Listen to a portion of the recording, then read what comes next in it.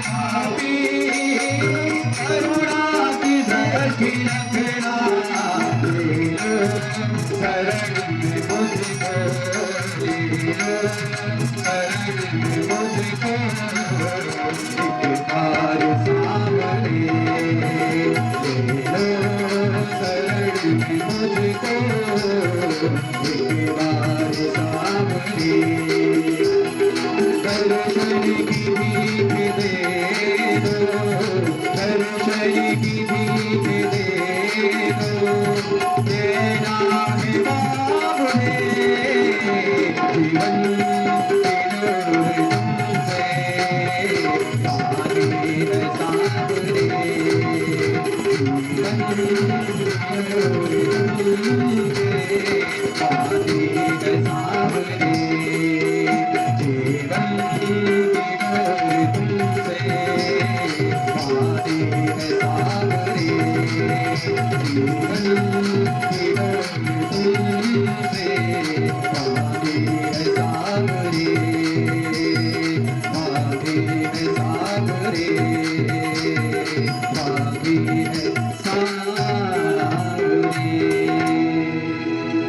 जीवन से गज परमात्मा से प्रार्थना कर रहे हैं और प्रार्थना में किसी का नाम नहीं,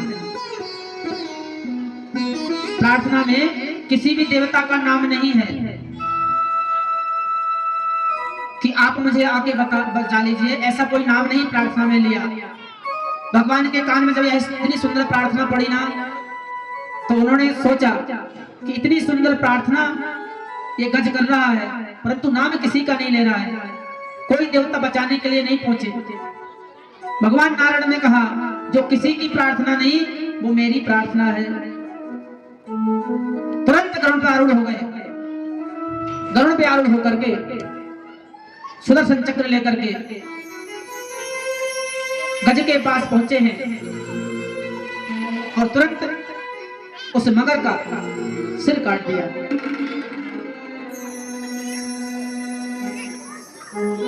विचारणीय विषय है, उद्धार किसका करने के लिए आए थे, उद्धार किसका कर दिया है? उद्धार किसका करने के लिए आए थे? गज का। उद्धार किसका किया? मगर का। किसी ने पूछा ऐसा क्यों? जिसका उद्धार करने आए थे उसको बचा लेते, उसका उद्धार करते।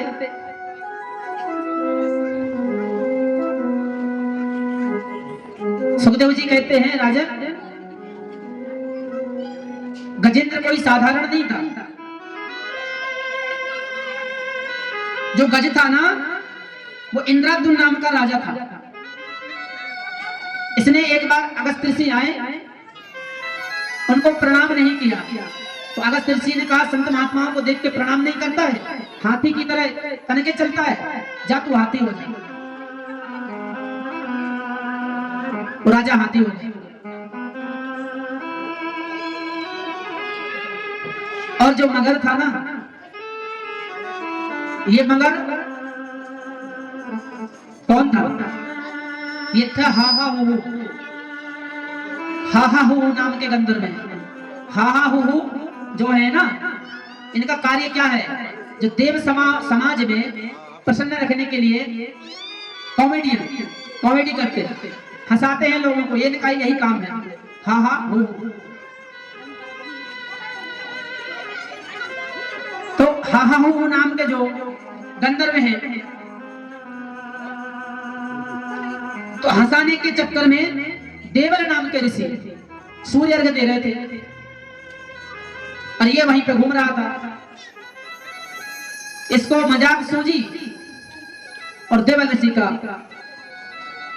जल में पांव पकड़ लिया।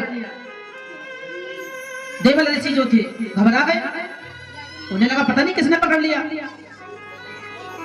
और जब देखा तो ठाका मार के हंसने लगा। क्यों महाराज जी डर गए? तो उनको बड़ा क्रोध आया कि तुझे ये मालूम नहीं किसके? भाई चरण पकड़ना तो अच्छी बात है। बोला तो प्रणाम कर रहे थे महाराज जी। हा हा प्रणाम कर रहे थे। प्रणाम ऐसा भी किया जाता है क्या? प्रणाम करने की एक पद्धति होती है। अब पंडित जी अपना बैग उठा के जा रहे हैं, राजधानी निकल रही है, स्टेशन पर मिल गए दो चार भगत, महाराज जी प्रणाम तो करवा लो, बाहर ट्रेन निकली जा रही है। अब महाराज जी प्रणाम करवाने के चक्कर में ट्रेन ही निकल जाए, बताइए। प्रणाम करने की एक पद्धति होती है, सबसे बड़ी चीज उपस्थिति होती है। कई लोग तो बोलते हैं महाराज जी पांव छू आशीर्वाद दो, आशीर्वाद दो, हम पांव छू रहे। भगवान के कितने भक्त हैं, सबको आशीर्वाद उपस्थिति है में।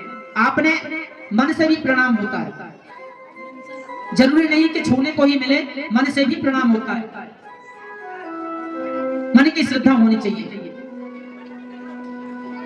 अब किसी से जबरदस्ती आशीर्वाद तो ले नहीं सकते कि नहीं, गले पे रख लो आशीर्वाद ले लो, क्या वो आशीर्वाद देगा? गले पे छुरी रखो किसी के, बोलो आशीर्वाद दो, आशीर्वाद देगा? इसने डरा दिया, संत डर गए, श्राप दे दिया कि जा, तूने पानी के अंदर मगर की तरह मेरा पैर पकड़ा है, जा तू मगर हो जा। जैसे मूवियों में होते हैं ना भी कॉमेडी करने वाले, ऐसे देव समाज में भी होते हैं, हा हा हु हु।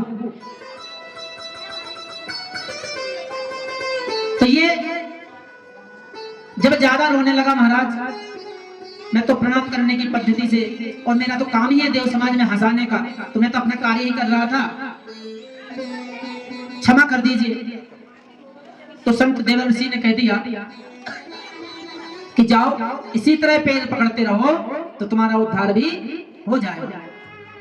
इसने गज के पांव पकड़े, गज भगवान का भगत है, तो भगवान भी कहते हैं कि जो मेरे भक्त के पैर पकड़ेगा सबसे पहले मैं उसकी रक्षा करूंगा, सबसे पहले उसका उद्धार करूंगा। तो पहले मगर का उद्धार किया, सुंदर प्रार्थना की गज ने। इसी क्रम में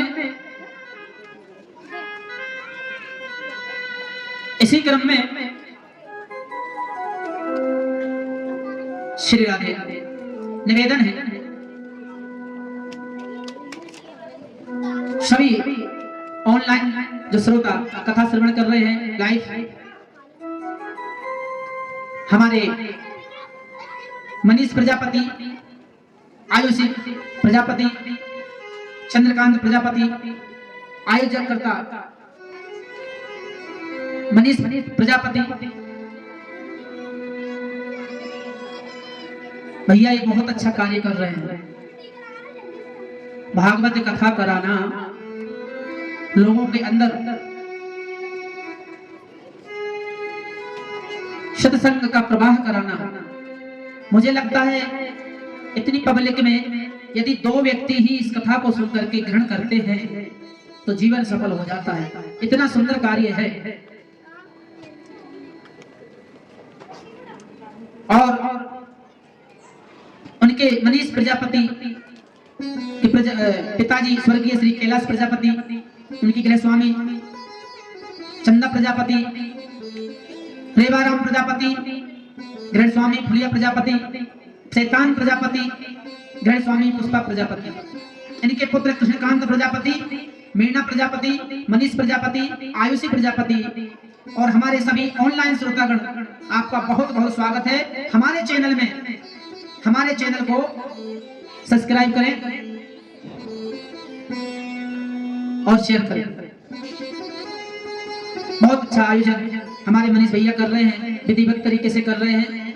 यहाँ तो जितने श्रोतागण सुन रहे हैं और जो ऑनलाइन में सुन रहे हैं तो बहुत ही अति उत्तम बात है। जितने लोग सुन रहे हैं ये तो अति उत्तम बात है कि जितने के कानों में चली जाए यह कथा, तो इस प्रजापति परिवार को बहुत बहुत व्यास मंत्र से आशीर्वाद और दिन प्रतिदिन तरक्की करें। ज्यादा विलंब न करते हुए कथा में प्रवेश करें। एक बार हाथ उठा के बोल लेना राधे। इधर से आवाज नहीं आई, राधे राधे। तो इस प्रकार से इसी क्रम में सुखदेव जी ने पूछा, महाराज समुद्र मंथन की परीक्षित ने पूछा, महाराज समुद्र मंथन की कथा सुनाइए। सुखदेव जी कहते हैं, एक बार दुर्वासा ऋषि श्री भगवान के दर्शन करने गए और भगवान ने प्रसन्न होकर के अपने गले की माला दुर्वासा ऋषि को पहना दी, प्रसाद रूप में दे दी। अब ये झूमते हुए आ रहे थे, ठाकुर जी के गले की प्रसादी, बड़े प्रसन्न थे। चले आ रहे थे स्वर्गलोक से, वहां देखा ऐरावत हाथी पे इंद्र जी आ रहे हैं, तो इंद्र ने प्रणाम किया, स्वागत किया, तो वही माला उनने इंद्र को प्रदान कर दी। इंद्र ने ली तो ऐरावत हाथी के सिर पे डाल दी, हाथी ने ली तो वही माला पांव के नीचे डाल दी। अब दुर्वासा ऋषि माला पहना करके तो थोड़े दूर चले गए, यहाँ से लेकर के गेट तक। उनने सोचा कि देखते हैं ठाकुर जी की माला इंद्र को दी है, इंद्र लग कैसे रहे। मुड़ के देखा तो माला हाथी के पांव के नीचे। दुर्वासा ऋषि को क्रोध आ गया, श्राप दे दिया, श्रेयहीन हो जा, लक्ष्मी से हीन हो जा। तो कहने का तात्पर्य यह है कि भगवान का प्रसाद, भगवान की प्रसादी कोई सी भी हो, उसका अपमान नहीं होना चाहिए। उसके फलस्वरूप इंद्र श्रीहीन हो गए। दैत्यों को पता चल गया कि ऐसा ऐसा इंद्र को श्राप लग गया है। शुक्राचार्य ने बोला, मौका बहुत अच्छा है, बोल दो हमला। हमला बोल दिया, स्वर्ग पे दैत्यों का आधिपत्य हो गया। अब सब देवता मिलकर के ब्रह्मा जी के पास पहुंचे, बताओ हम क्या करें। और फिर भगवान ने बताया, अभी दैत्य बहुत बली हैं, उनका सामना करना बड़ा मुश्किल है, फिर क्या करना पड़ेगा। बोले अब समुद्र मंथन होगा, उसमें से अमृत निकलेगा, तब जाके दैत्यों को परास्त कर सकते हैं। समुद्र मंथन की तैयारी होने लगी। दैत्यों के पास भी प्रस्ताव भेज दिया गया समुद्र मंथन का, जब समुद्र मंथन करेंगे उसमें जो निकलेगा आप लोगों को भी देंगे। सभी लोगों को कहा गया, संत महात्मा ऋषियों को भी कहा गया। सभी लोग एकत्रित हुए समुद्र के किनारे, मंदराचल को स्थापित करके वासुकी नाम की रस्सी बनाई और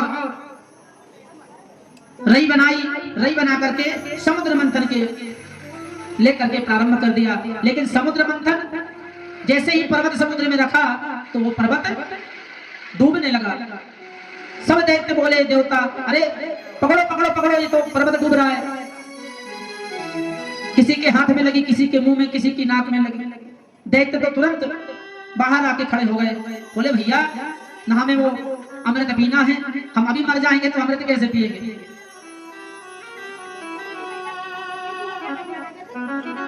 और भगवान ने फिर याद किया भगवान को, तो भगवान ने वहां पे कच्छप अवतार रखा। कच्छप बन के समुद्र के मंदराचल के नीचे विराजमान हो गए और उनकी पीठ पर वह पर्वत रख दिया गया। बोल कच्छप भगवान की। कच्छप भगवान का प्रादुर्भाव हो गया। भगवान ने अपनी पीठ पर रख करके समुद्र मंथन कराया। समुद्र मंथन हुआ। समुद्र मंथन में सर्वप्रथम विष निकला। जैसे ही विष निकला, ऐसा वैसा विष नहीं था, कालकूट विष, विषों में श्रेष्ठ ऐसा जहर निकला कि ज्वालाएं निकलने लगी। जब ज्वालाएं निकलने लगी तो दैत्य मूर्छित होने लगे, देवता भी घबराने लगे। अब बड़ा संकट आ गया। संकट कौन निवारण करेगा? तो याद आए भगवान भोलेनाथ। वही है जो संकट का निवारण कर सकते हैं। कालम महाकाले कालम कृपालम। सभी उनके पास पहुंचे, प्रार्थना करी। माता सती के साथ विराजमान थे। तो सती माता से कहा, माता समुद्र मंथन से जहर निकला है। तो बोले क्या? बताइए ऐसी कौन सी पत्नी होगी जो अपने पति से कह दे कि आप जहर पी लो। सती ने तो मुंह बना लिया, लेकिन भगवान भोलेनाथ ने कहे यदि हम इनकी रक्षा नहीं करेंगे तो फिर कौन करेगा? देवी हमें ये पीना ही पड़ेगा। कैसे पियोगे? तो रा कहने से मुंह खुल जाता है। सब लोग बोले रा, हाँ मुंह खुल गया देखो, माँ कहने से बंद हो जाता है। तो राम कहने से भगवान भोलेनाथ ने रा कह के मुंह खोल लिया और जितना जहर था सारा जहर कटाकट पी गए, परंतु माँ कहने से मुंह बंद हो गया। लेकिन हृदय में राम भद्र का निवास है, श्री भगवान के भोलेनाथ के हृदय में राम बसते हैं, इसलिए उन्होंने गले के नीचे नहीं उतरने दिया, गले में ही सुखा लिया। और उनका एक नाम कहां से पड़ गया? नीलकंठ। बोल नीलकंठ भगवान की जय हो। इस प्रकार से भगवान भोलेनाथ ने कृपा करी, द्वारा समुद्र मंथन हुआ और अब की बार समुद्र मंथन में कई रत्न निकले, अप्सराएं निकली, घोड़ा निकला, हाथी इत्यादि अनेक प्रकार के रत्न निकले, यथायथा स्थान सबको दे दी। अब मां लक्ष्मी स्वयं प्रकट हो गई। महालक्ष्मी आई तो भैया कहें बंटवारे में कौन किसको, उनके ऊपर ही छोड़ दिया, आप ही वर्ण कर लो जिसको करना हो। एक तरफ ऋषि बैठ गए, एक तरफ देवता बैठ गए, ब्रह्मा विष्णु आदि सभी विराजमान हो गए वहां पे। जयमाला लेकर के लक्ष्मी जा रही हैं। सबसे पहले दुर्वासा के पास गई। जैसे ही दुर्वासा के पास गई, दुर्वासा ऋषि को देखा, तपस्वी तो बहुत है, लंबी लंबी दाढ़ी है, परंतु ये क्रोधी बहुत है, इनको वर्णन नहीं करूंगी। आगे गए, लेकिन सावली सलोनी सूरत लक्ष्मी तो नारायण की ही होती है, जाकर के नारायण के गले में उन्होंने अपना हार पहना दिया। लक्ष्मी नारायण भगवान की जय हो। नारायण की लक्ष्मी हुई। इसके बाद अप्सराएं निकली, स्वर्ग भेज दी। ऐरावत हाथी निकला, स्वर्ग भेज दिया। अनेक प्रकार के रत्न निकले। अंतिम रत्न निकला अमृत लेकर के स्वयं भगवान धनवंतरी प्रकट हो गए। बोल धनवंतरी भगवान की। जैसे ही अमृत कलश लेके धनवंतरी भगवान निकले, वैसे ही देवता झपटे। देवता झपटे कलश छीन करके भाग गए लेकर के। अब देवता कहने ले गए तो पीछे पीछे दौड़े, लेकिन वो तो लेके चले गए। भगवान ने मोहिनी रूप बनाया। मोहिनी रूप बनाया और दैत्यों को ऐसा लुभाया कि वो मोहिनी रूप ही निहारते रहे। देवताओं को अमृत पिला दिया और दैत्यों को अमृत नहीं पिलाया। क्यों? पैपानम भुजंगानाम केवलम विषवर्धनम। सांप को दूध पिलाने से जहर ही बढ़ता है।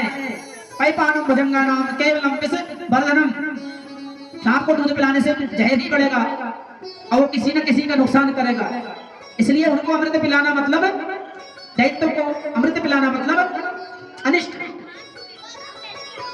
तो मोहिनी भगवान ने, उसमें से एक सुरभानु नाम का दैत्य था जो छुप करके देवता बन के बैठ गया। उसने अमृत पान कर लिया। अमृत पान करने के बाद भगवान ने सुदर्शन उसकी गला काट दिया।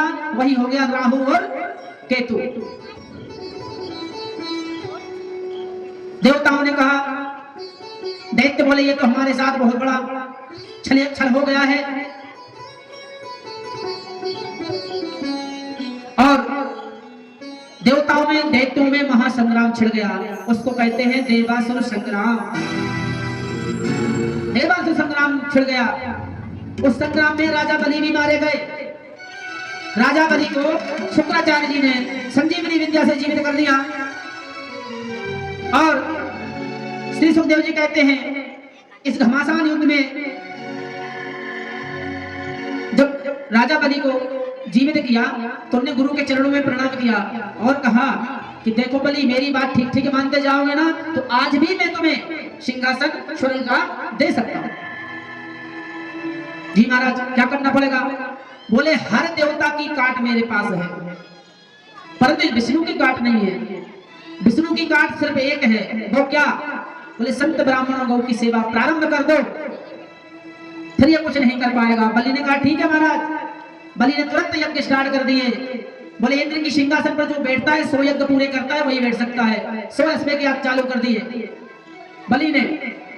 यहाँ पर देवता बेचारे जब बलि को देखा यज्ञ कर रहा है, फिर से सिंहासन पालेगा तो इनकी माता जो अदिति है, अदिति गई कश्यप जी के पास और कहती है, प्रभु मुझे ऐसा बालक चाहिए जो मेरे पुत्रों को द्वारा स्वर्ग दिला दे। और देवता बहुत बड़ा संकट उनके सामने आ गया था। अब तो पावन भगवान के रूप में प्रकट हो गए। बोल वामन भगवान की। वामन भगवान का प्राकट हुआ। जनेऊ संस्कार गुरु बृहस्पति ने किया। उनके आयुध हैं, छत्र हैं, चमर हैं, पादुका है इत्यादि सभी देवताओं ने प्रदान करी। सभी देवताओं ने यह सब प्रदान किया। अब तो वामन भगवान वामन अंगुल के हैं।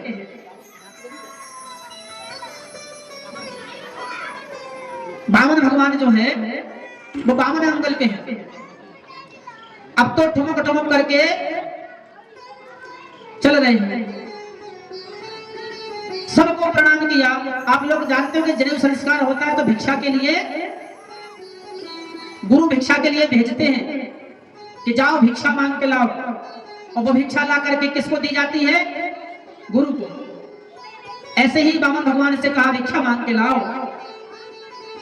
और भगवान भिक्षा मांगने गए। सभी ने कुछ ना कुछ दिया। जा करके गुरु के सामने खड़े हो गए, ये भिक्षा लीजिए। गुरु ने कहा मुझे ऐसे वैसे भिक्षा नहीं चाहिए, मैं कोई छोटा मोटा गुरु नहीं हूं। फिर क्या चाहिए? बोले मुझे त्रिलोकी की भिक्षा चाहिए। राजा बलि के पास जाओ और तीनों लोग मांग करके मुझे दे दो। वामन भगवान चल रहे हैं, बलि के यहां पहुंचे।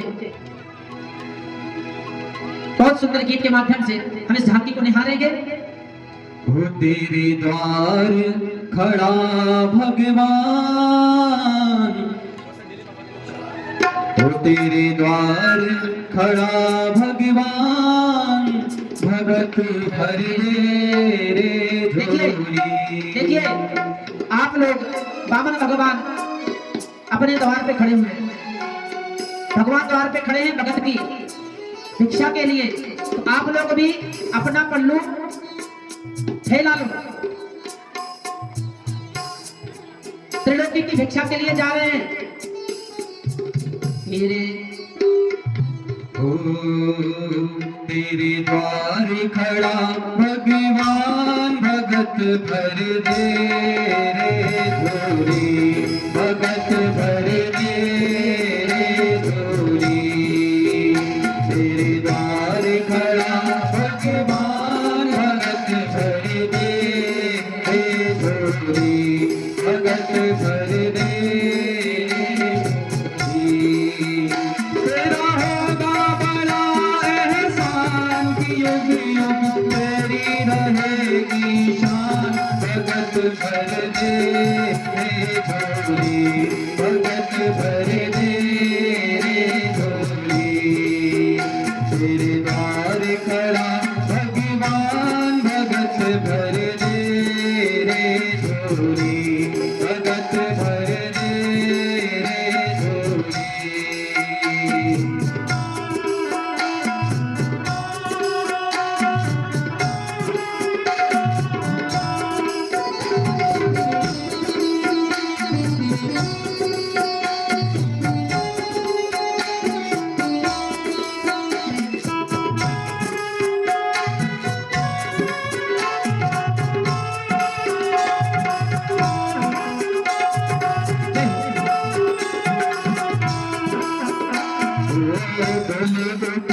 है धरती देख ले, झोला गगन है सारा। बोली रोटी है सारी धरती देख ले, झोला गगन है सारा। देख मांगने आया तेरे दर, जगत का पालनहारा रे, जगत का पालनहारा। मैं आज तेरा मेहमान तू करके, आज तेरा मेहमान तू करके, मुझसे जरा पहचान, भगत भर दे रे झोली, भगत भर दे रे झोली। तेरे द्वार खड़ा भगवान, भगत भर दे रे झोली, भगत भर दे रे झोली। अभी वामन भगवान ब्राह्मण देवता वामन अंगुल के प्रतीक हो रहे हैं। सभी के पास आएंगे अभी।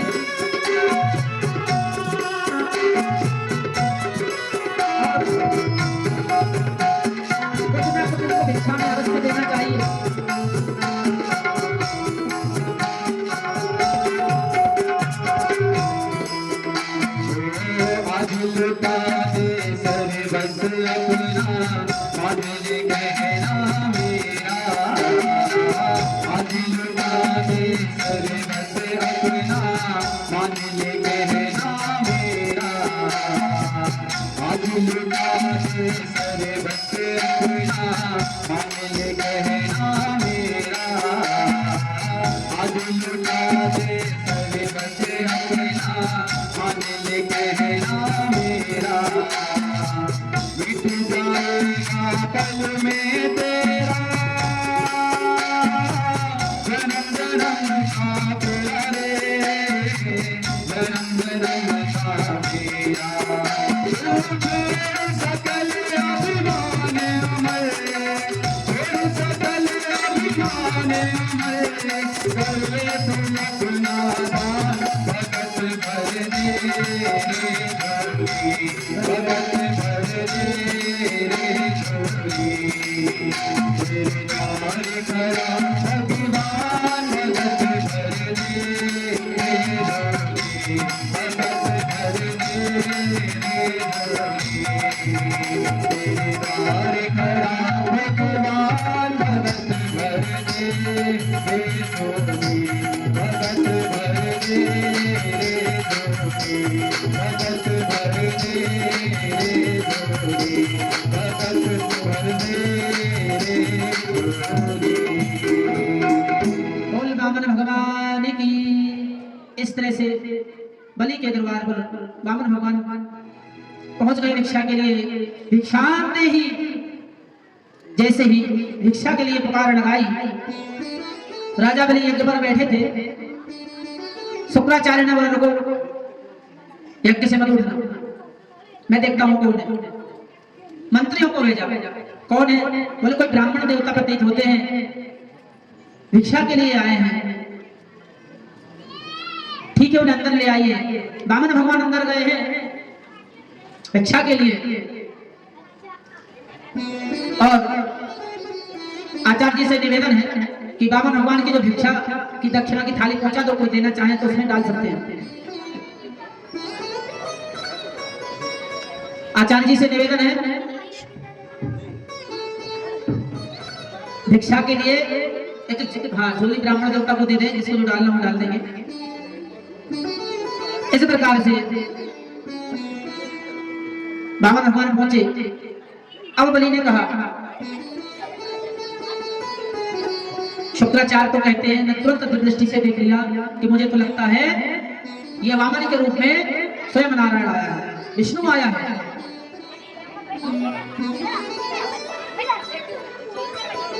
तुरंत मना कर दिया, मत दो, बोल दो मैंने कुछ नहीं दिया, कुछ नहीं दूंगा, जाओ यहां से। लेकिन शिक्षा तो दे दी गुरु ने, कपटपूर्ण ही शिक्षा दी, परंतु शिक्षा तो दी कि ब्राह्मण गौ सेवक हो जाइए।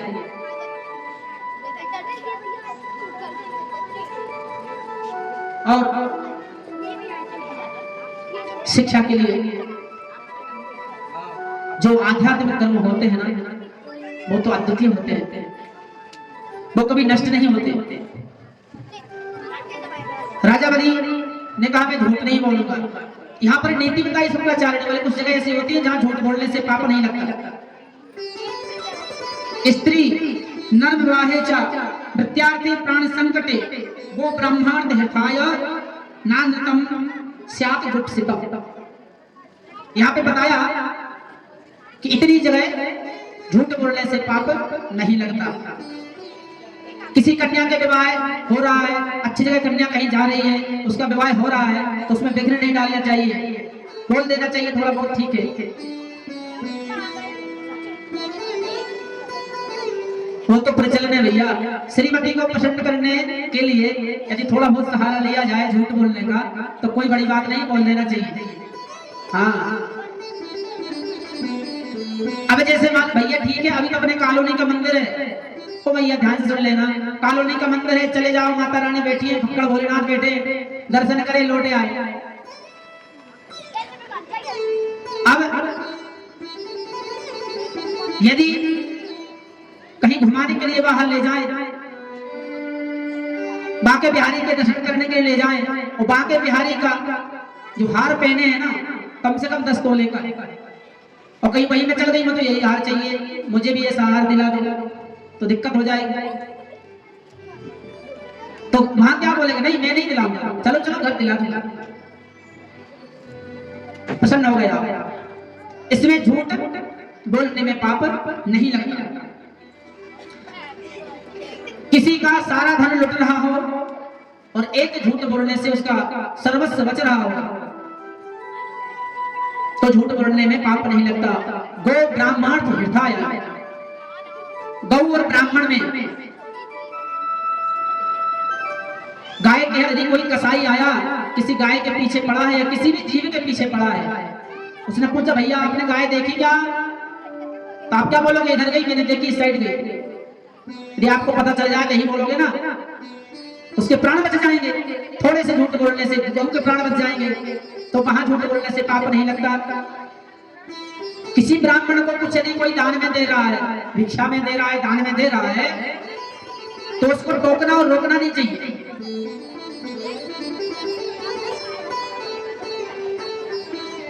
हमारे यजमान जो है वो दक्षिणा में कुछ भी देना चाहे, परंतु कोई आ जाए नहीं इतना देने क्या हो सकता, प्यासी को उत्तर दे दो तो बहुत हो जाए। नहीं, जिसका मन से जो दान निकल रहा है वो उसको दे दे। उसके आप भागी मत बनो मना करके, कोई टिप्पणी करके, दान में नहीं।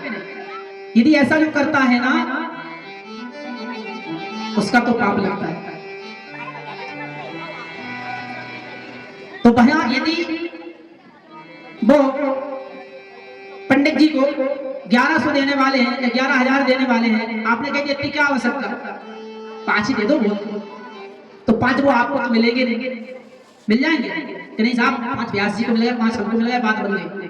हाँ ऐसा तो होगा नहीं। पर झूठ बोलने से फायदा क्या। यदि आप बोल दोगे नहीं बहुत अच्छा आपका विचार है, जितना आपको इच्छा हो, जितना सामर्थ हो उतना दो, हमसे क्या पूछते हो बहन, जितनी इच्छा उतना दो, तो ब्राह्मण के हक में जाएगा।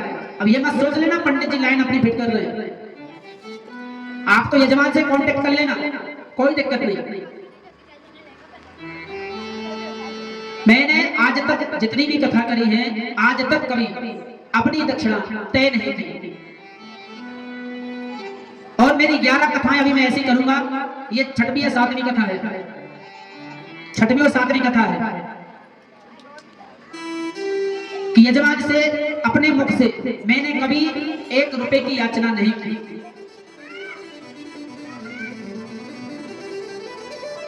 परंतु हमारे साथ 4 लोग लगे हुए हैं, उनका परिवार है, उनके लिए जरूर बोल देता हूं कि हमारे ब्राह्मण और संगीत गणों को आप प्रसन्न कर देना और मुझे कुछ नहीं चाहिए।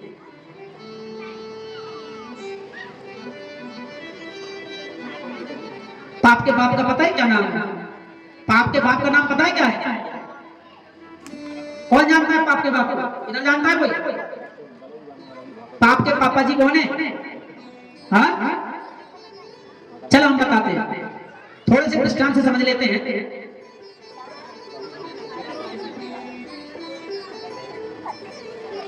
पंडित जी थे, काशी से पढ़ के आए, पिताजी ने पूछा क्या पढ़ा, बोले हमने सब कुछ पढ़ लिया, वेद वेदांत शास्त्र आदि सब पढ़ लिए। तो पिताजी ने कहा पाप के बाप का नाम बताओ। पाप के बाप का नाम लिखा हो कहीं तो बताए, रामायण जी में कहीं ऐसा कुछ लिखा हो तो बताए, पढ़ तो सब लिया, पता कुछ भी नहीं था। बोले जाओ निकल जाओ यहाँ से, जिस दिन तुम्हें पाप के बाप का पता चल जाएगा उस दिन घर आना। निकल गया बेचारा,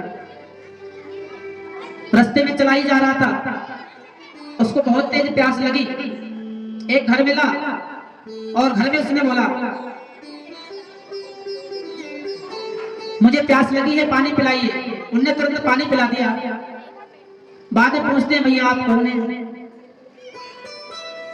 आप कौन हो, तुमने कहा कि हम तो गणिका हैं वैसे। अब इसको बड़ी गिला रही, राम राम राम राम, पानी पी लिया मैंने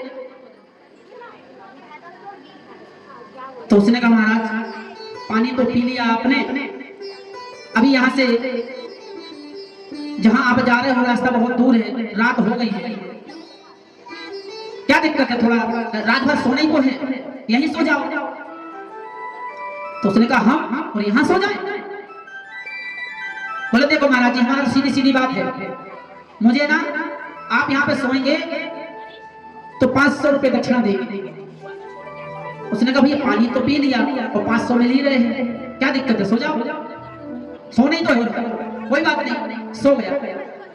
अब रात में उन्होंने पूछा पंडित जी भोजन बना लो। बोले हम और भोजन ना, आपके यहाँ का भोजन नहीं पाएंगे। फिर तो कहने लगे जब पानी पी लिया है तो सूखी सामग्री दे देगी, हाथ से ही तो पानी दिया होगा, हाथ से सूखी सामग्री दे दी, क्या दोष है। महाराज जी सूखी सामग्री ले ली, बोले 1100 तो मिल रहे, क्या दिक्कत है। अब ये बना रहे थे भोजन, गणिका ने कहा महाराज जी मैं बना दूं। बोले तेरे हाथ से भोजन खाऊंगा मैं बना के, नहीं। बोले महाराज 2100 रुपए दूंगे। उन्होंने विचार किया पानी तो हाथ से दे दिया, आटा तो हाथ से ही निकाला होगा, क्या दिक्कत है, ठीक है बना। भोजन बना दिया, पंडित जी की थाली लगी, पंडित जी खाने को तैयार हुए। जैसे एक निवाला तोड़ा, उस गणिका ने घुमा के ऐसा थपाड़ा मारा कि 3 फुट पंडित जी उठते और उसका गाल झन्ना गया, कटपटी से गई। कहने लगे तूने और मुझे मारा क्यों। बोले हमने ये सोचा महाराज जी कि आपको इतने दूर जाने की आवश्यकता न पड़े, ये पाप के बाप का नाम है लोभ। पाप के बाप का क्या नाम है, लोभ। बोले तो इतनी डिटेल में जाने की क्या जरूरत थी, शॉर्ट ही बता देते कि पाप के बाप का नाम लोभ है। बोले आप मानते ही नहीं, इसलिए क्रियात्मक बताना पड़ा।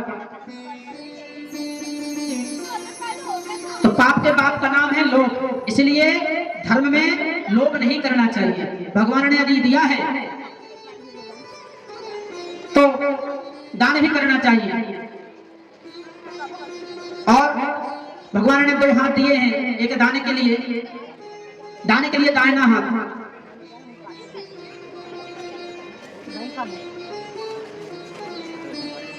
तो यहाँ पे शुक्राचार्य जी ने कहा कि ये ब्राह्मण नहीं विष्णु है, मना कर दो आप तो। परंतु बलि ने मना नहीं किया, संकल्प के लिए प्रेरित किया। विष्णु पुराण में कथा आती है कि जब इन्होंने संकल्प लिया ना, तो जो कमंडल होता है, कमंडल की जो नाल होती है ना, उसमें शुक्राचार्य बैठ गए और भगवान ने एक कुशाकत्य निकाल लिया और जैसे ही उस नाल में डाला तभी शुक्राचार्य का नेत्र गोविंदाय नमो नमः फूट गया। जो दान करने में बाधक होता है ना, उसका नेत्र ही जाता है। दान करने में कभी बाधा नहीं डालनी चाहिए। जिसके यहां से जो निकलना, जो इच्छा है ठीक है करो। शुक्राचार्य जी ने बाधा डाला, संकल्प नहीं दे रखा है कि संकल्प ना ले पाएगा तो दान कैसे होगा। इसलिए उसका एक नेत्र जो है फूट गया। संकल्प हुआ, क्या चाहिए महाराज जी, संतोषी ब्राह्मण हूं, 3 पग धरती चाहिए और कुछ नहीं। राजा बलि प्रसन्न हो गए, कहा ठीक है जहां से आपकी इच्छा हो वहां से नापना। अब भगवान बामन ने जो नापना प्रारंभ किया महाराज, तो सबसे पहले नीचे के लोग नापे, अतल पितल सुतल तलातल महातल पाताल लोग। इतने में एक पैर गए, ऊपर पैर बढ़ाया, भूलोक लोग सुर लोग हर लोग तब लोग शब्द लोग का दूसरा पैर गया।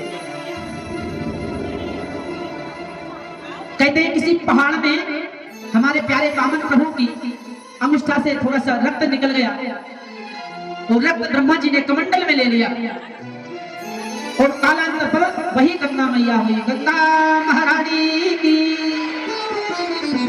भगीरथ के द्वारा गंगा वो पृथ्वी पर प्रकट हो गई। भगीरथ ने तपस्या करी तो भागीरथी हुई। मां गंगा का सुंदर प्रादुर्भाव हुआ और ये भगीरथ सूर्य वंश के थे। सूर्य वंश के महाराज भगीरथ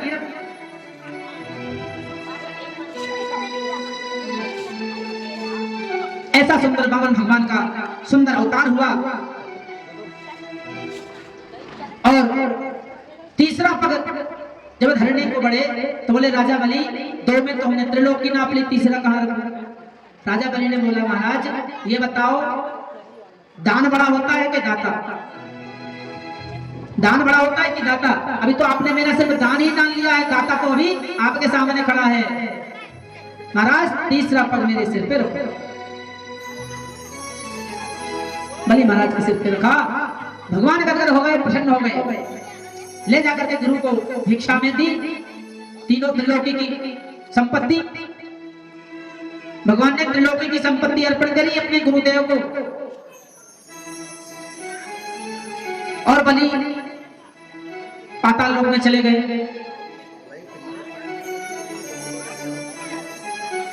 आगे राजा सत्यव्रत हुए और उनकी सत्यव्रत से भगवान को मत्स्य अवतार रखना पड़ा। बोल मत्स्य भगवान की मनोस्तु। आगे नवम स्कंद में सूर्यवंश का वर्णन है, आप सभी जानते हैं सूर्यवंश का वर्णन। श्रूयतां मानवो वंशः प्राचुर्येण परमं तपः नासक्त्यते विस्तरतो वर्षशतैरपि। सुखदेव जी कहते हैं कि विस्तरतो वक्तुम वर्षशतैरपि, यह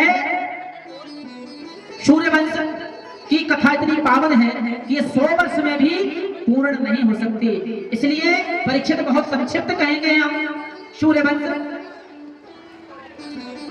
सूर्यवंश में महाप्रतापी राजा मरीचि कश्यप ऋषि से श्राद्धेय मनु हुए। इन्हीं मनु के वंश में नभग नभाग राजा हुए और इन्हीं में अमरीश हुए जिन्होंने एकादशी का व्रत किया और सबको बताया कि एकादशी के व्रत का क्या महत्व होता है।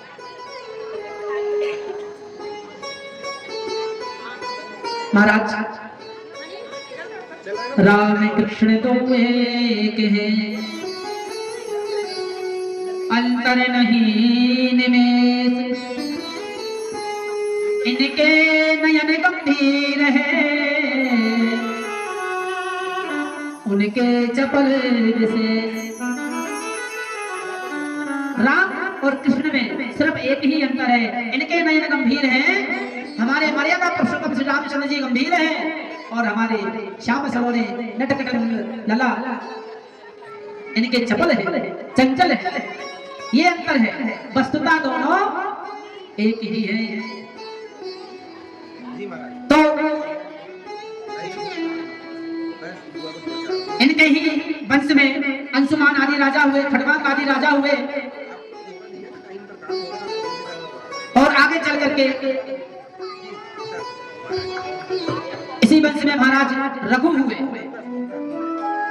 जिससे हमारे रामचंद्र जी कहलाए रघुनंदन। रघुनंदन के वंश में महाराज दशरथ का प्रागट हुआ और महाराज दशरथ, इनका दशरथ नाम क्यों पड़ा? इंद्रियां होती हैं 10। इंद्रियां कितनी होती है? 10। उन 10 इंद्रियों को जीत करके उन्हें रथ बना के चलाया, इसलिए उनका नाम दशरथ हो गया। और दशरथ के यहाँ राम लक्ष्मण भरत शत्रुघ्न का जन्म हुआ, राम जी का जन्म हुआ। नौमी तिथि मधु मास पुनीता, नौमी तिथि मधु मास पुनीता।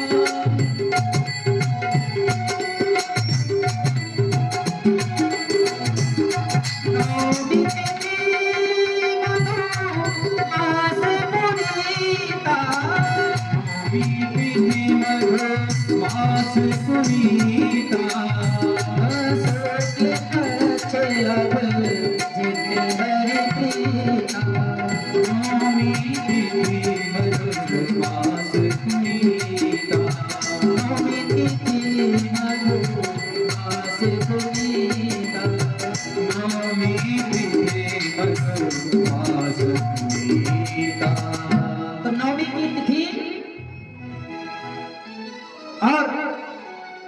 नक्षत्र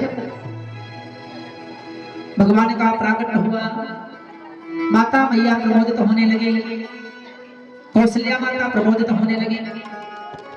राजा दशरथ की 3 रानी हैं, कौशल्या, सुमित्रा, कैकेयी। तीनों रानी प्रसन्न हो गई और अयोध्या में ऐसे लगे जैसे दुल्हन की तरह सज गई हो। ऐसी अयोध्या सजी है और सभी गा रहे हैं।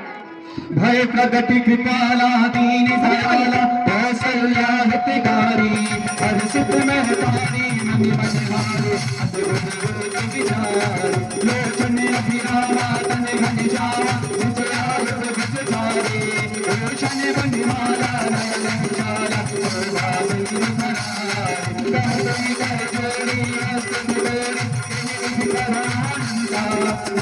दुनिया हमारा पुराण भनुका करुणा सुख सागर सब बन आगा मेरी गायन सत संता तो हम हितलागी जन अनुरागी सकट जी कनूरा निकारा निकारा धर्म राम सती करे हम और सेवासी अनुरागी जन देव मत विष्णु मुक्ता सदारा सदारा सर्व विधि करे कहीं कथा सुनाई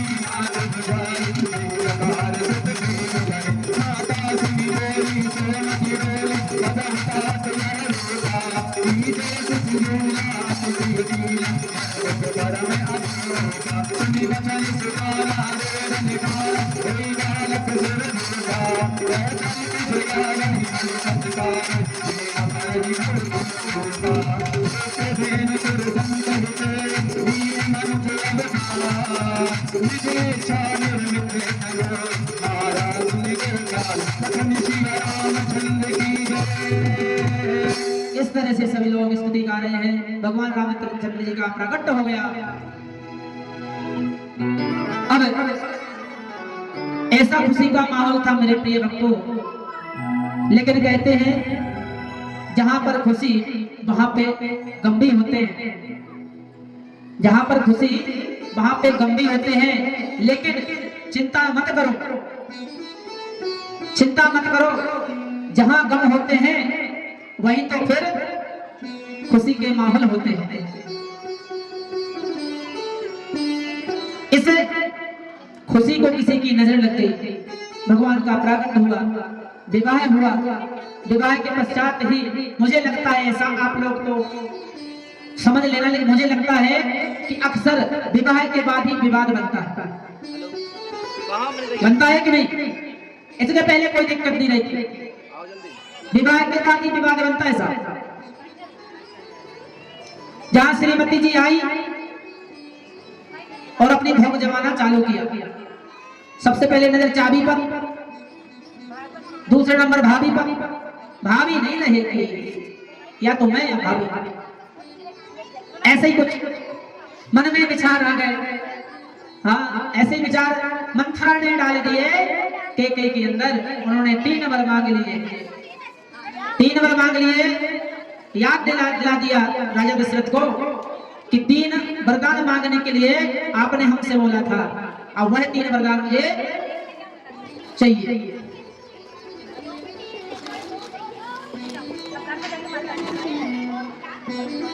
दो वरदान जब देवासुर संग्राम हुआ था, उस बीच में महाराज दशरथ ने कहा ठीक है, मैंने आपसे बोला था 2 वरदान के लिए, तीसरा कौन है?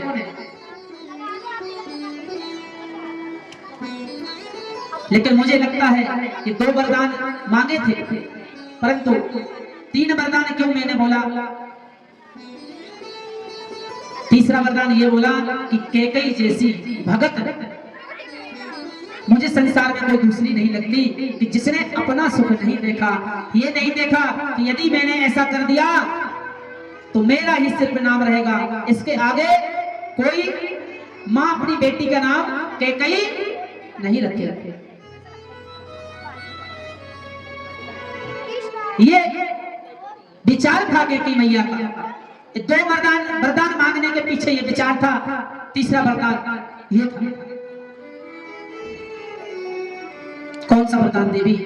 तो उन्होंने कह दिया कि रामचंद्र राम को वनवास और भरत को अयोध्या की राजधानी। ऐसा सुना मानो कि ऐसा लगा राजा दशरथ को जैसे किसी ने सैकड़ों बाण उनके शरीर पे चला दिए। तुरंत भवन में बैठी रामचंद्र जी आए।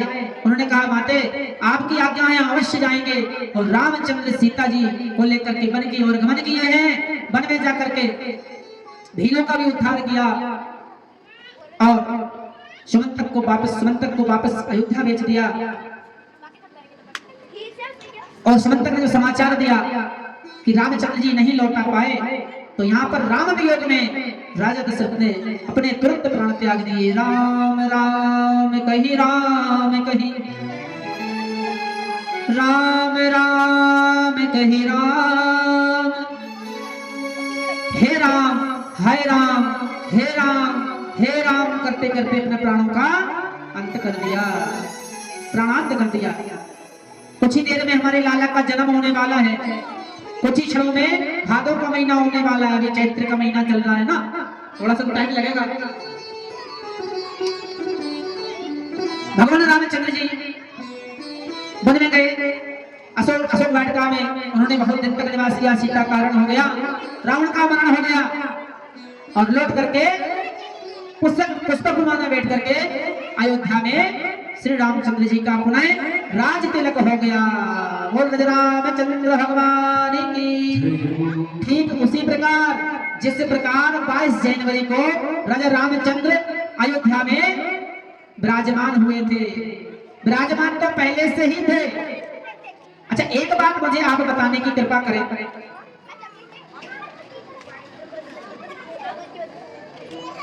बहुत प्रचलन में यह गीत है, बहुत सुंदर गीत है,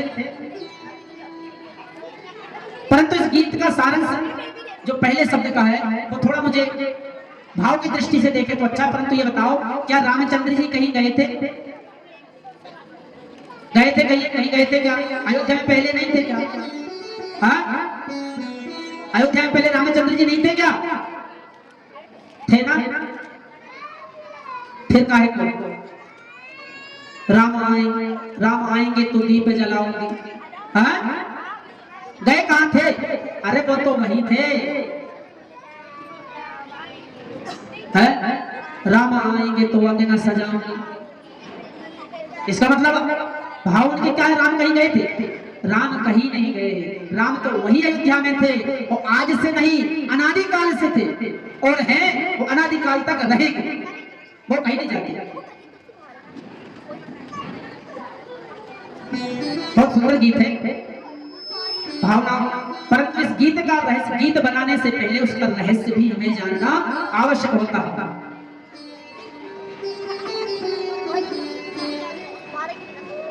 तो राम अयोध्या में आज राजा बन के विराजमान है।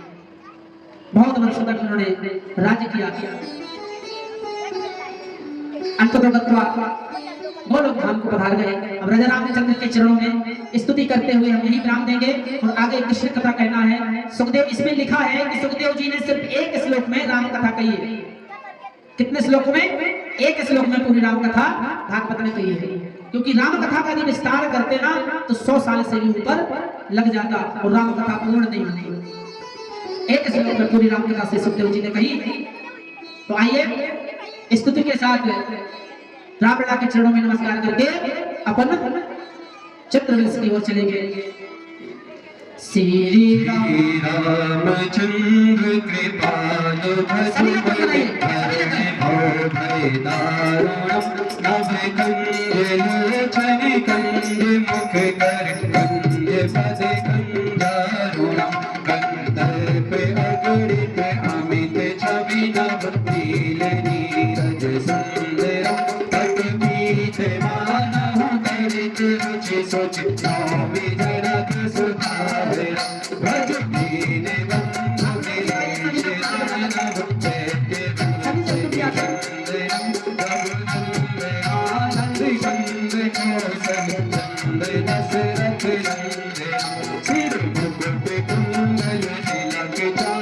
सुधारे विभूषण आजाद मुझ सर चाप दर्शन राम जित खर दूषण एक वदत तुलसीदास शंकर शेष मुनि मनोरंजन भव हृदय कंज निवास पुरका मादिखल दल गंजन मन जाई राजू सुंदर सरज सुंदर सावरण करुणा विधान सुजान शील सरीव जानत आवरो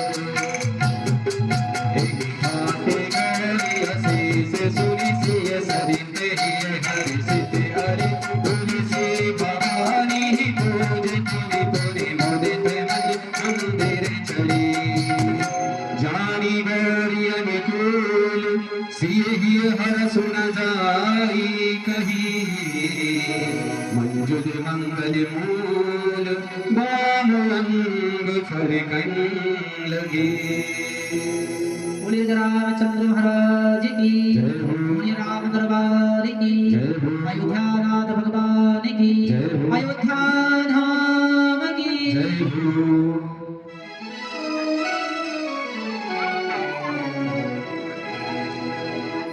अथाता श्रूयतां राजन् वंसा सौमस्य पावनः यस्मिन्नैलादयो भूताः कीर्तयन्तं पुण्यकीर्तयः।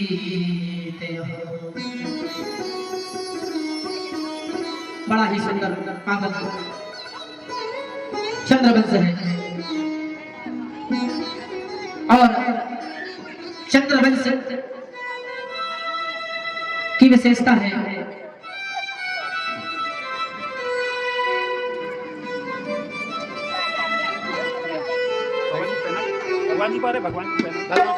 चंद्रवंश यह विशेषता रही है कि चंद्रवंश में बिना झगड़े का कोई विवाह नहीं हुआ। चंद्रवंश में बिना झगड़े का कोई किसी का विवाह अक्सर झगड़े के ही विवाह हुए।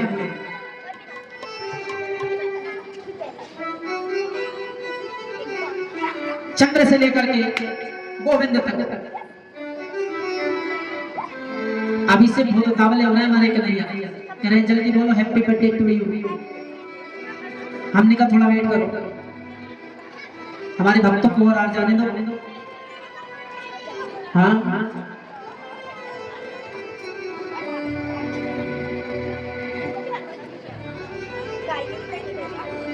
रामचंद्र जी कौन से महीने में आए थे मैंने बताया था अभी कौन से महीने में आए थे रामचंद्र जी वो यहाँ से बोलिए पहले कौन से महीने में आए थे बोलो यहाँ से बोलिए कुमार क्या बोला आषाढ़ में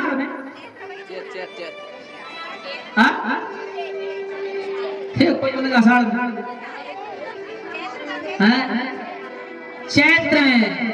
चैत्र में आए थे कौन राम लला और भादों में आएंगे कौन कृष्ण लला। तो भादों से कुआर तक गिन लो कितना टाइम लगेगा। भादों मतलब कुआर से काट इसे चैत्र से भादों तक गिन लीजिए बस उतना ही टाइम लगेगा। और हर महीना के हर जो महीना चेक होता है ना कुमार का ये सब 10-10 मिनट लगाते जाना है इतना जन्म करवा देगा। आप करो गिनती हम करते कथा।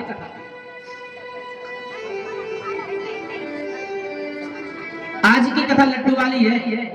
आज की कथा जिसने छोड़ दी ना वो संसार में कुछ पकड़ ही नहीं सकता। आज तो वो कथा है जिसके लिए संत ऋषि महात्मा इतना तपस्या करते हैं जटाजूट रखाते हैं 2.5-3 किलो चंदन लगाते हैं इन्हीं को पाने के लिए। तो आज इन्हीं का जन्मोत्सव है। चंद्रवंश में सुखदेव जी कहते हैं नारायण के पुत्र ब्रह्मा, ब्रह्मा के पुत्र अत्रि,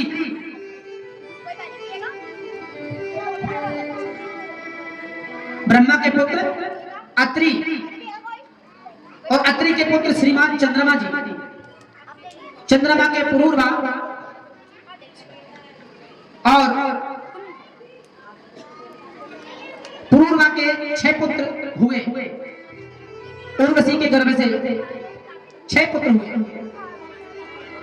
ऐलस उर्वसो गर्भात् बड़ा सन्नात्मजा निर्भा आयु श्रुतायु सत्यायु रयोथा विजयो जय। ये 6 पुत्र हुए। और इनमें से जो दूसरे नंबर के पुत्र हैं अयाति नाम के जो पुत्र हैं, इनका विवाह है देवयानी शुक्राचार्य जी की पुत्री से हुआ।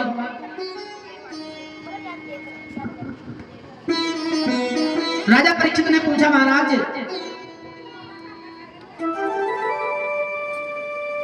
शुक्राचार्य तो ब्राह्मण थे और ये राजा क्षत्रिय थे, तो ब्राह्मण पुत्री का विवाह क्षत्रिय से कैसे हुआ? उन्होंने बताया विवाह के समय एक मैंने अपनी पुत्री के साथ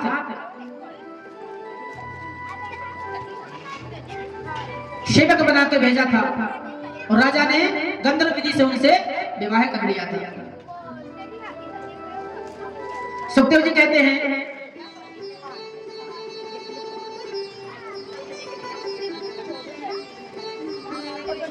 कि देखो परमात्मा की लीला अद्भुत है, परमात्मा अद्भुत है। सयाति राजा जो है ना, बहुत ही पुण्यात्मा राजा थे।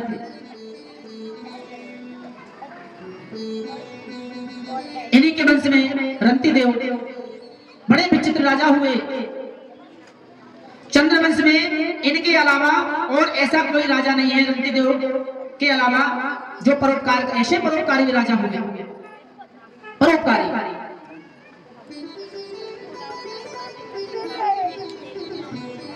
मालिक इतना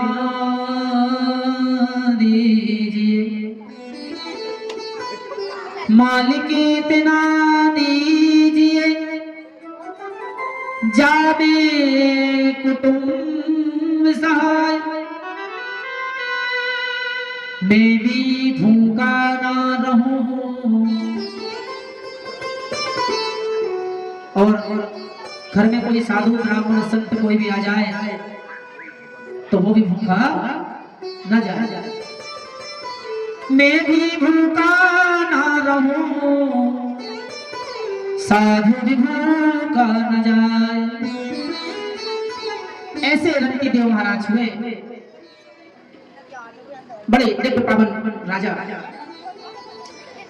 प्रजा में जब प्रलय काल आया ना, प्रलय का समय जैसे अपने आप ही आया था कोरोना काल, ऐसे वो प्रलय काल आया तो राजा ने राजकोष खोल दिया, जो चाहिए ले जाओ जनता के लिए।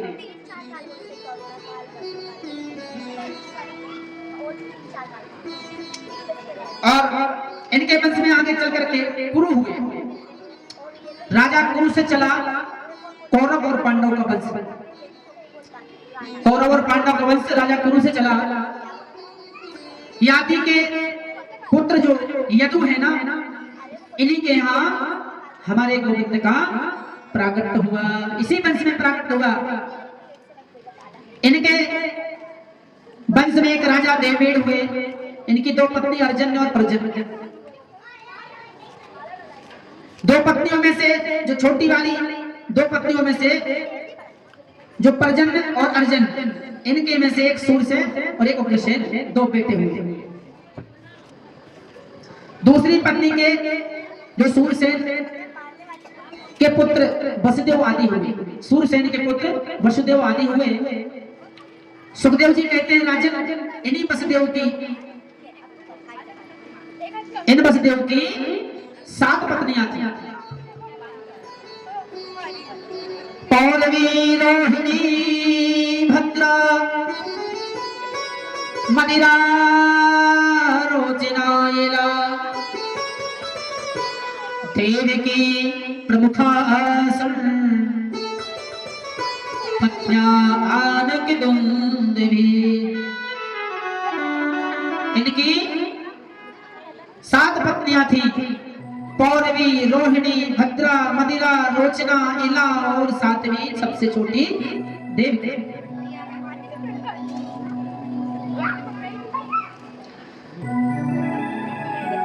देवकी जो कंस की बहन है, देवकी कंस की बहन है और कंस तो बहुत अत्याचारी है।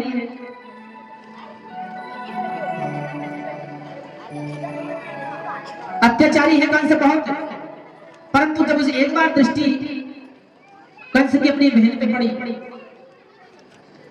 तो कुछ मंत्रियों शक्तियों ने समझाया कि तुमने इतने पापाचार अत्याचार किए हैं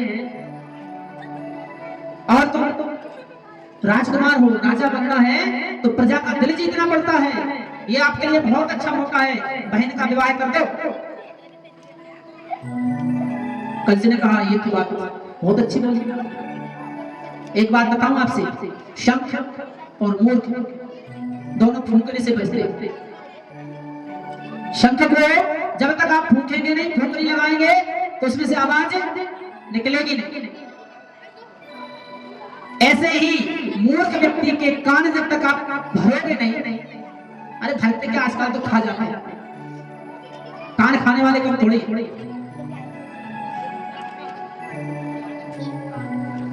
हाँ, तो जब तक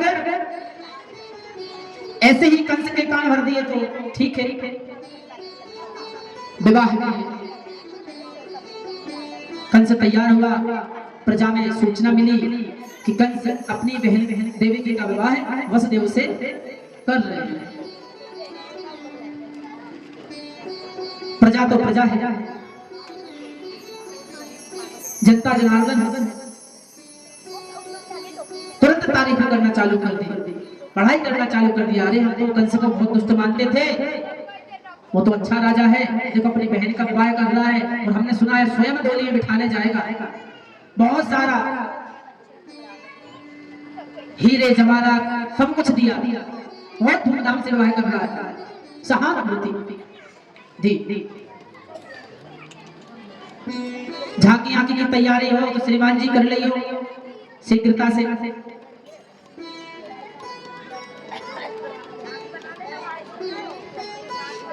ठाकुर जी की तैयारी कर लेना झांकी की यदि हो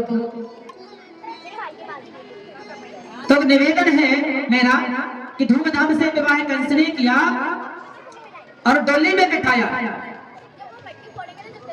बहन डोली में बिठाया, डोली में बिठाया नहीं बल्कि स्वयं रथ पे बैठा और स्वयं उसने रथ को हाँका।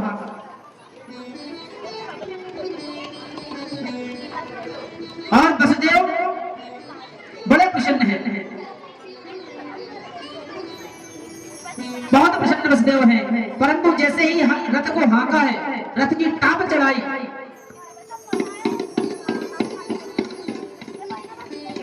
ऊपर से ऐसी जोर से बिजली चमकी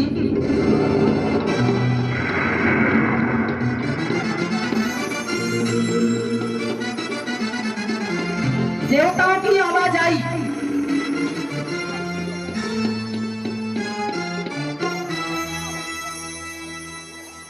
पठिते अस्यास्त्वां मजो गर्भ हन्यतां यां वहसे बुरा। कंस तू अपनी जो बहन को इतनी प्रसन्नता हंसी खुशी से विदा कर रहा है ना, इसी का 8वां गर्भ और इसी का लाल तेरा काल होगा। अब तो कंस ने जैसे ही सुनी वैसे ही लाल नेत्र हो गए, तलवार निकाल ली, मां देवकी के केस पकड़ लिए। मां देवकी रुदन करने लगी, भैया मेरे बाल दुखते हैं, छोड़ दे।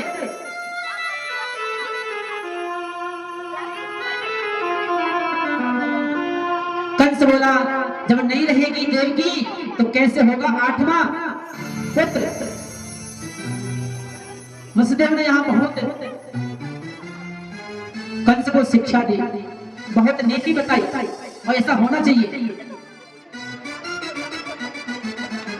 देखो, लड़ाई झगड़े को जितना हो सके बचाना चाहिए, उस समय बचा दो, बाकी आगे क्या होगा क्या नहीं होगा वो अब भविष्य में छोड़े। तो वसुदेव ने यही किया,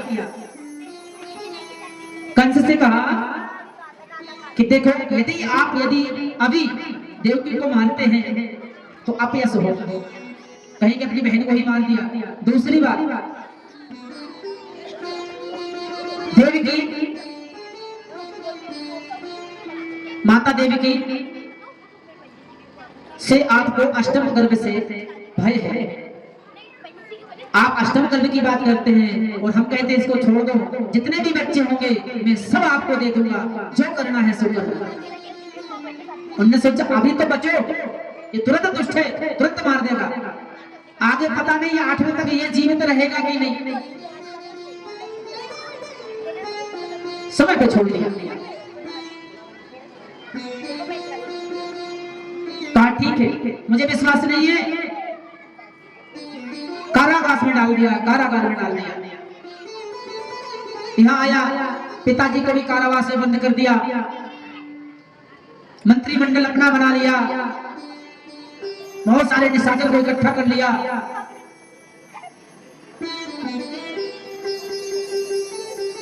और वसुदेव ने आपको दिव्य समझाया,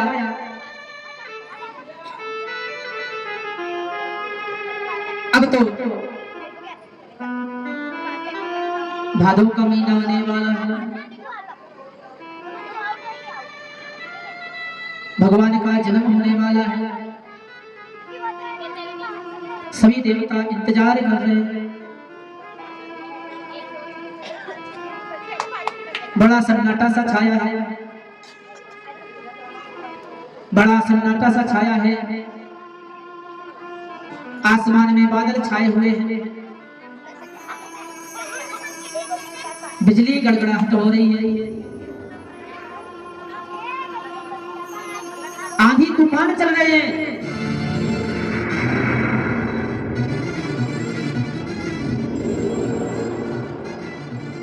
सभी देवता हाथ जोड़ के प्रार्थना कर रहे हैं,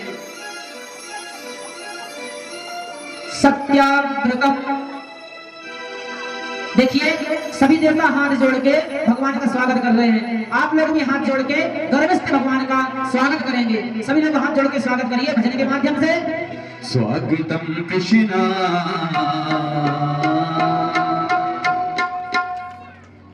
अच्छा, एक बात बताओ, भगवान के आने का किस किस को इंतजार है? कौन कौन चाह रहा है कि जल्दी से आ जाए, घर जाना है, दूध लेने से। तो जो चाहते हैं कन्हैया जल्दी से आ जाए, एक बार दोनों हाथ ऊपर उठा के कन्हैया का स्वागत करेंगे। आपको पता है दोनों हाथ क्यों ऊपर उठाते हैं? हमारे हाथों में जो वो कष्टों की मुसीबतों की रेखाएं होती है ना, जब उठा के कन्हैया को दिखाते हैं और कन्हैया उन हाथों की लकीरों को देखते हैं, और जब हम कन्हैया के भजनों में, इनके स्वागत में, कीर्तन में ताली बजाते हैं, तो वो दुखों की, कष्टों की जो लकीरें होती हैं, रेखाएं होती हैं, वो सुख की रेखाओं में बदल जाती है। तो आज कन्हैया के सामने कौन कौन अपने दुखों को मिटाकर सुख पाना चाहते हैं? उठा के दोनों हाथ और मीठी मीठी तालियों के साथ कहेंगे,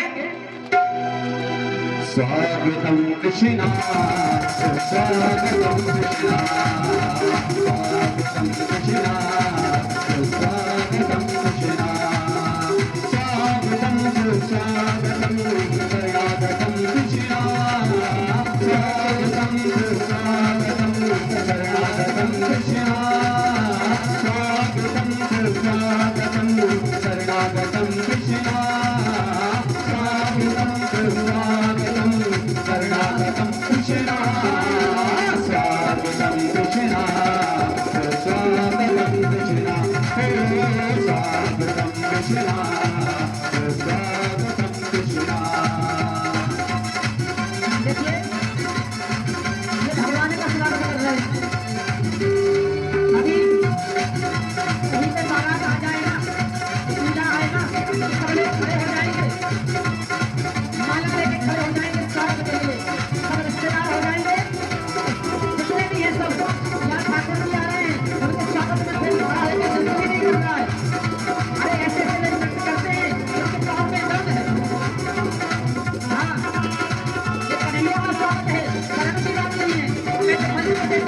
कि आप लोग को ताली आ जाता। जय हो, सभी लोग इधर से। माता के स्वागत में नृत्य कर रहे हैं।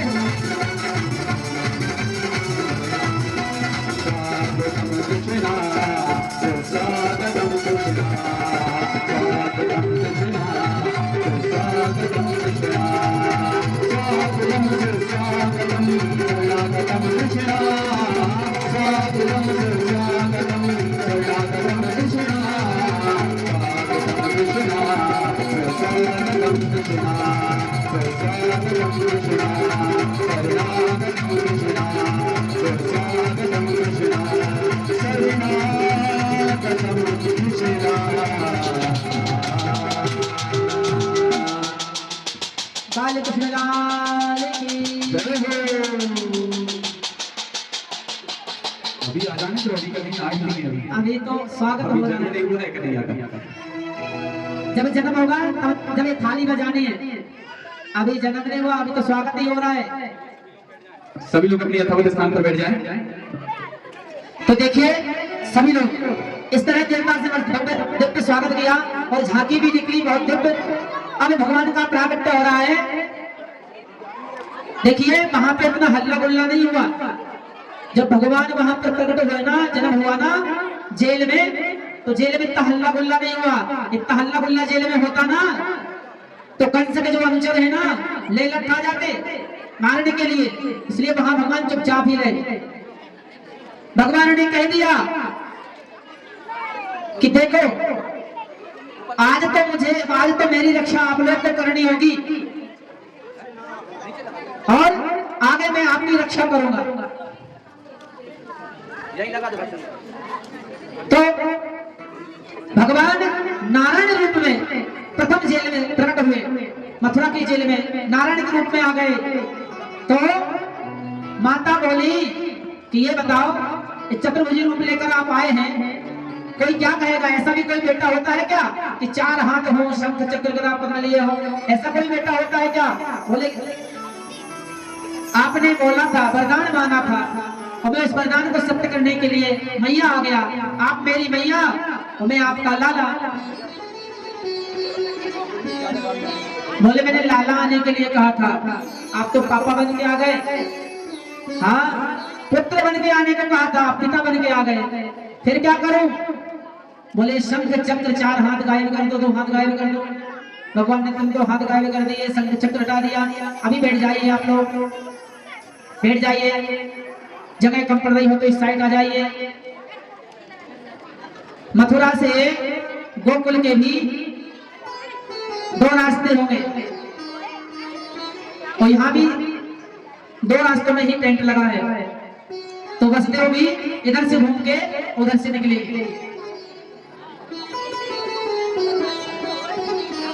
तो भगवान रोए नहीं, बिल्कुल शांत मन से विराजमान थे। और उनका जैसे ही भगवान प्रकट हुए, बोले बाल कृष्ण लाल की। कन्हैया प्रकट हुए लेकिन रोए नहीं। वसुदेव देवकी ने सोचा कि मेरे तो हाथ में बंधन है, कैसे होगा। तो ठाकुर जी जैसे प्रकट हुए ना, अपने आप बंधन खुल गए। सभी शयन कर रहे हैं, सब सो रहे हैं। आकाश मार्ग में गड़गड़ाहट हो रही है, बड़े भयंकर बादल छाए हैं, तूफान आ रहा है। ऐसे मेघ तड़क रहे हैं। भगवान ने कहा आप मुझे गोकुल छोड़ के आइए। अब वसुदेव जी टोकरी में रख करके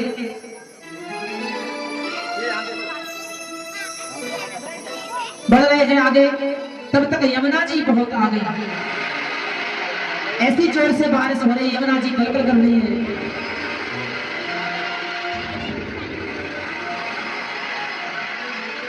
पहले तो घुटन तक पानी हुआ, फिर नाभि तक पानी आया, कंठ पर्यंत पानी आ गया। ऐसा तूफान। शेष ने सोचा कि हम क्यों शेष रहे, और शेष भगवान आ गए, ठाकुर जी के ऊपर शेष सैया कर दी। ऐसा सुंदर दृश्य।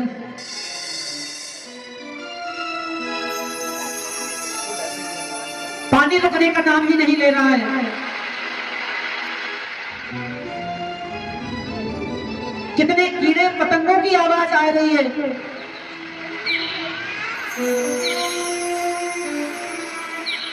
यमुना जी भी शांत नहीं हो रही, कंठ पर्यंत पानी आ गया। तब कन्हैया ने सोचा कि थोड़ा और ऊपर हुआ ना तो बाबा तो डूब ही जाएंगे। तो अपना दाहिने पांव का अंगूठा मेरे गोविंद ने जरा सा नीचे झुका दिया। यमुना जी ने चरण पखार लिए और तुरंत घुटमन घुटमन हो गए।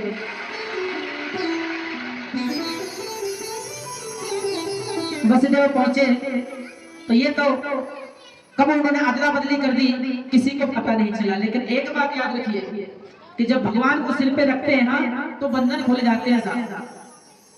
जब भगवान को सिर पे रखते हैं तो बंधन खुल जाते हैं, और जब माया को सिर पे रखते हैं ना तो बंधन बंध जाते हैं।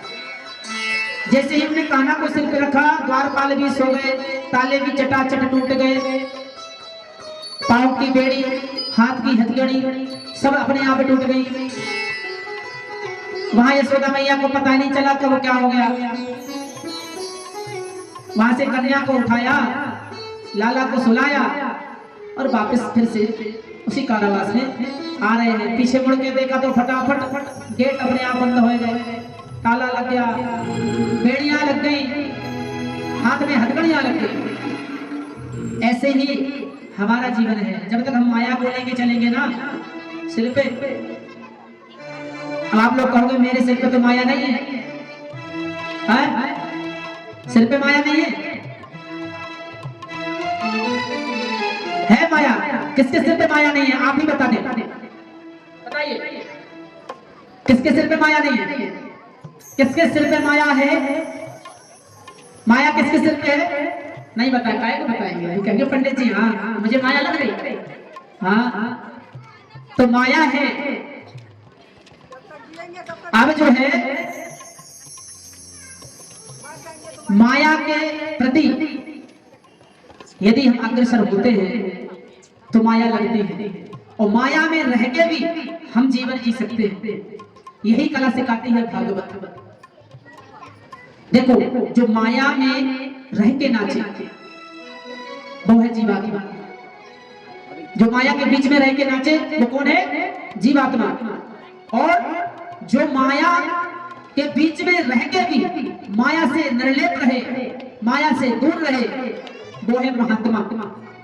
क्या है वो? महात्मा। और जो माया को नचाए वही तो है परमात्मा है। तो ये तो हो गई अपने मथुरा की बात। गोकुल की बात कल होगी। नंद उत्सव कल मनाया जाएगा। आज तो जन्म ही मना ले, जन्म है ना, तो सभी को जन्म की बधाई कल बटेगी और कल गाएंगे और कल नाचेंगे। तो जन्म हुआ आज लल्ला का सुंदर।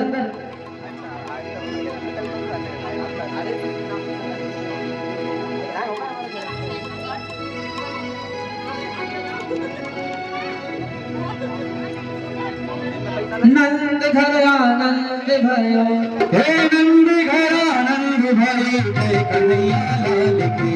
नंद घर आनंद भयो, जय कन्हैया लाल की। नंद घर आनंद भयो, जय कन्हैया लाल की। नंद घर आनंद भयो, जय कन्हैया लाल की। जय कन्हैया लाल की, जय हो गोपाल की। जय कन्हैया लाल की, जय हो गोपाल की। नंद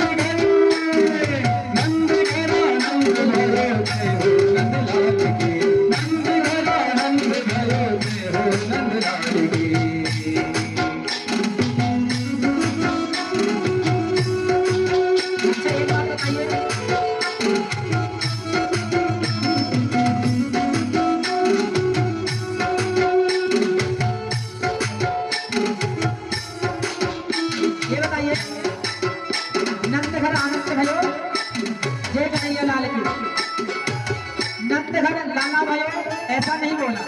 नंद घर बेटा भयो या पुत्र भयो या लड़का भयो, ऐसा कुछ नहीं बोला। क्या बोला? नंद घर आनंद भयो। आनंद हम सबके अंदर भी हुआ है। तो क्या आप लोगों को खुशी नहीं है? आज जन्मोत्सव है, सभी लोग गा रहे हैं। Thank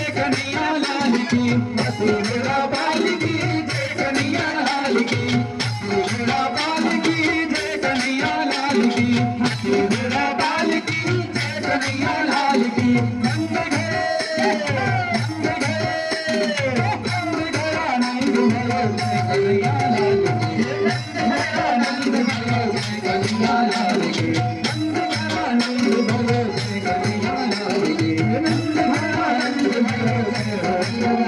के। आ रहा है धीरे धीरे पावर हमारे भक्तों में, देखो धीरे धीरे करेंगे तो होता है अभी। हाँ, जय हो।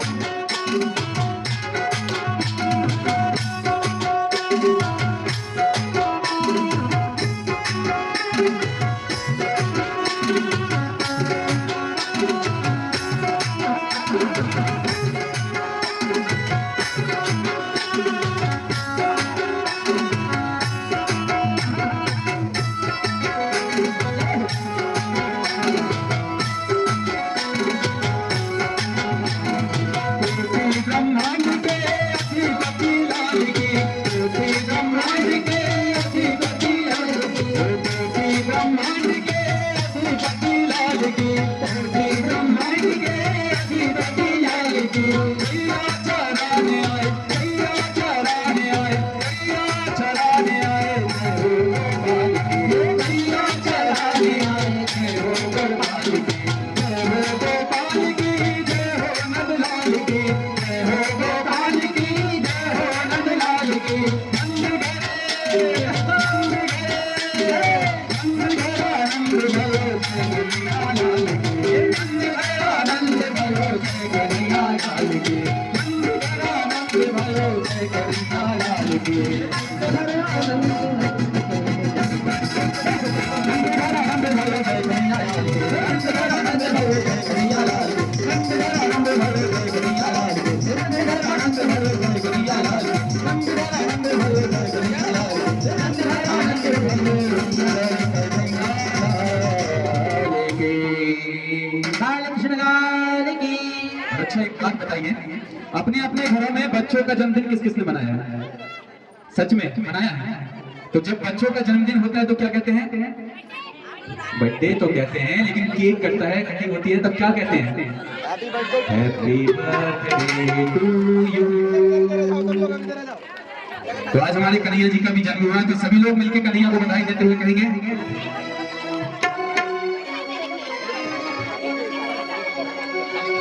रंगी गुब्बारों से मंडप सजाया है,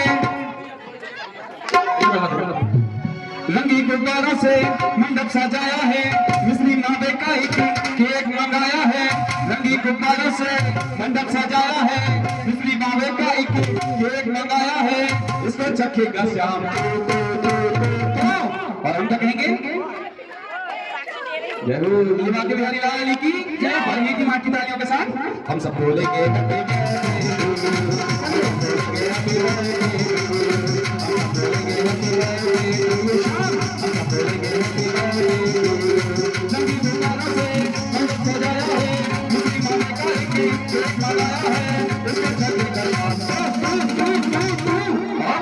हम सब बोलेंगे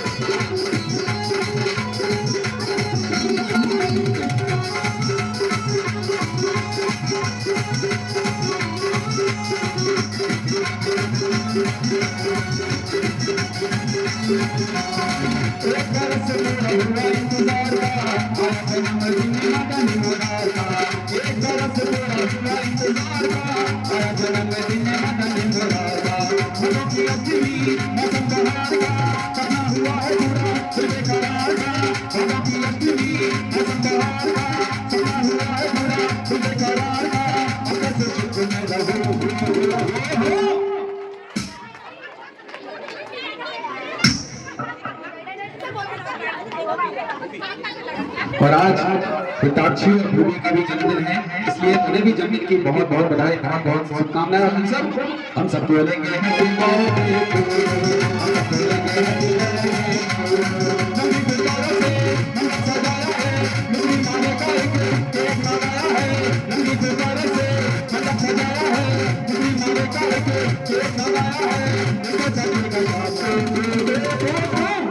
हम सब बोलेंगे